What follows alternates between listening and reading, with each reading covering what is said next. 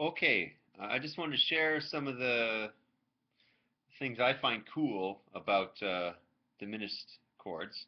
Um, uh, Check below for the newsletter that goes along with this video. Um, let's start with this diminished seventh chord on the first fret, just the diminished seventh shape on the first fret. Okay, and we lower this note to the open G, which makes a G7.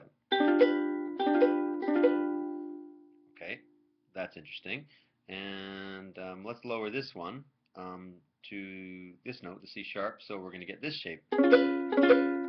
Also a seventh chord. It's a C sharp 7, or like a D7, but down one fret. Okay, back to our diminished chord shape. Okay, let's take this one here and we'll lower it by one fret, which is going to make an E7. Very interesting. So every time we lower one of the notes in the diminished seventh chord, we get a seventh chord, which is kind of cool. This one here, this note here, let's lower that one. Eureka. Yep, B flat 7. Just an A7 moved up one fret. Okay, so every time we lower a note in the diminished seventh chord or a diminished chord, we get a seventh chord. That's very cool. And how this is useful is that we can use this diminished seventh chord to substitute for 4 different seventh chords, because it shares 3 notes with 4 different seventh chords, which is kind of a mouthful. The three of the notes are shared, and one of the notes is a different note, and that's what gives it its different sound. The different note is what we call an altered note, and in this case, technically, it's a flat 9 note, and it gives it that angularity. Okay, so let's try this in a chord progression. In the newsletter that goes along with this video, I gave you this simple progression that's often used in jazz: C, A7, D minor 7, followed by G7. We'll end on C, just so we have a resolution. Okay, now in this progression, the A7 can be substituted with this diminished chord. You can see that 3 of the notes are the same, plus this angular one. And it's still a diminished chord. We're using the open notes, but you can see it still has that diminished chord shape with the open notes here. So instead of the A7, we're going to play this diminished chord. And the G7, this one, we're going to substitute with this diminished chord on the first fret, the one we just spent some time on. So then the progression, instead of sounding like this,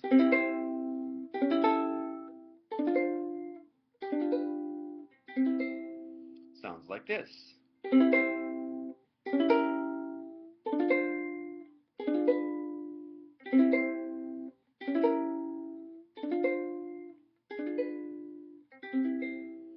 Kind of neat sounding. It may or may not be the sound you want, but it's definitely something you can experiment with. And you don't have to substitute all the seventh chords for diminished chords. You can just substitute the A7 and that sounds like this.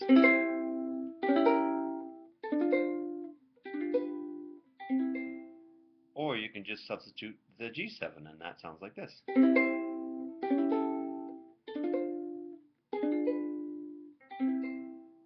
Cool, eh? Now make sure you talk about this with the people you're playing with, because if they're playing an A7 and you're playing you're playing this diminished chord instead, there may be some clashing there. So either you have to talk about it with them or not do it, or if everybody does it, that sounds cool too. And what I use this type of substitution for most is for solo playing, intros that I do by myself, and chord melody. It's very, very useful to use diminished chords in this way, in chord melody. Okay, so I also, in the newsletter, gave you the same progression up the neck, up around the 3rd fret here. We played the C here. It's kind of like a B flat shape, or an A shape, up to the 3rd fret. and then A7 is here, which is the G7 moved up 2 frets, and then we've got D minor 7, which is like an A minor 7, moved up to the 5th fret, and then an E7, G7 here, which is just like an E7 shape moved up the neck. So C, A7, D minor 7, G7. So the A7 we can substitute for this diminished shape. So that's A7. We'll substitute for this shape. And then the G7, like this, will substitute for this shape, which is the one that has 3 of the notes in common. So that progression now with the diminished substitutions sounds like this.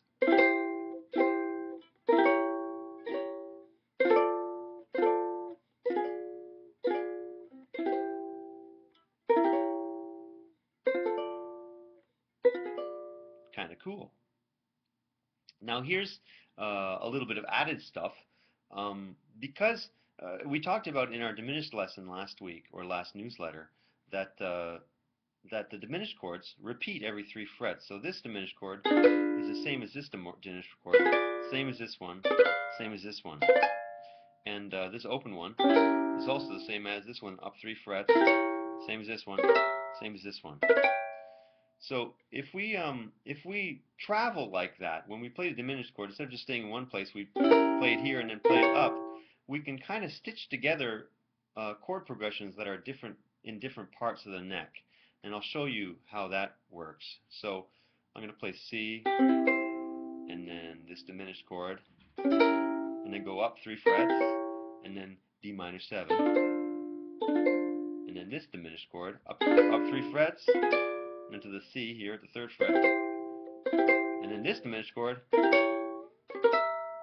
and then D minor 7, and then we're going to go down, and finally to the C.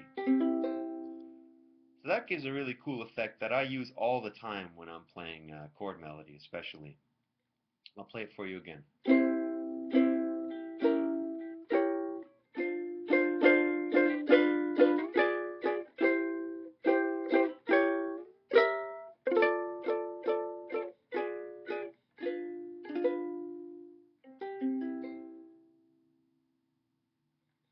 All for now. Bye-bye.